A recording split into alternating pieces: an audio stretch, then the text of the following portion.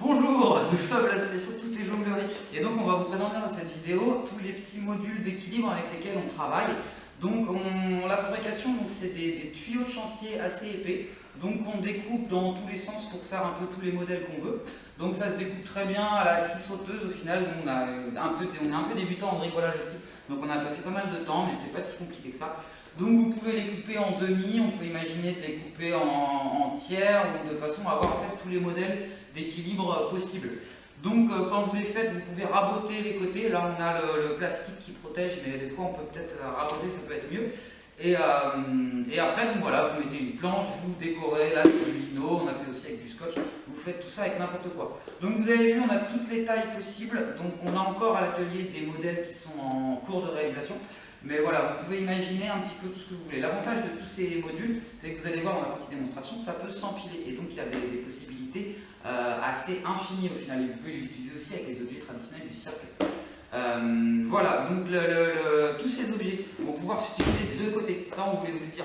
Donc de ce côté-là, ça ne bouge plus, mais c'est quand même une plateforme assez instable. Donc c'est un peu idéal pour les jeunes enfants ou du cirque adapté ou n'importe quoi. Et ça peut être tout simplement une combinaison, c'est-à-dire que vous pouvez utiliser ce module et puis après la personne dessus va jongler, faire du hula hoop ou je ne sais quoi. Donc voilà, en combinant les disciplines du cirque avec les modules qui même dans ce sens-là paraissent assez anodins, on arrive vite à des choses qui permettent de progresser et qui sont pédagogiquement et artistiquement intéressantes. Un des gros avantages aussi de ces réalisations, c'est qu'il y a un trou à l'intérieur. Donc ces trous, et ce qui va nous permettre en fait déjà, d'un point de vue praticité logistique, de rentrer les plus petits dans les plus grands. Et donc voilà, au niveau de place dans le camion, au niveau logistique, ça permet pas mal de choses. Deuxième chose, donc le trou va permettre de passer des choses à l'intérieur, c'est-à-dire que par exemple on monte dessus, on se baisse, on passe la balle dedans. Donc ça après vous pouvez imaginer plein de choses comme ça. Dernier avantage du fait que ce soit troué, dans les plus petits ça marche pas, mais dans les plus grands comme ça, ça permet de mettre son pied à l'intérieur. Et là vous pouvez contrôler la stabilité du but d'équilibre avec votre pied. Donc vous appuyez fort, ça ne bouge plus, vous appuyez un peu moins, ça bouge de plus en plus. Donc ça permet de faire monter l'apprenti circassien dessus, peut-être en verrouillant à fond, et il tremble un peu juste parce que c'est lui qui tremble. Ensuite, dès qu'il s'est calmé, vous levez un peu le pied et progressivement, il trouve son équilibre.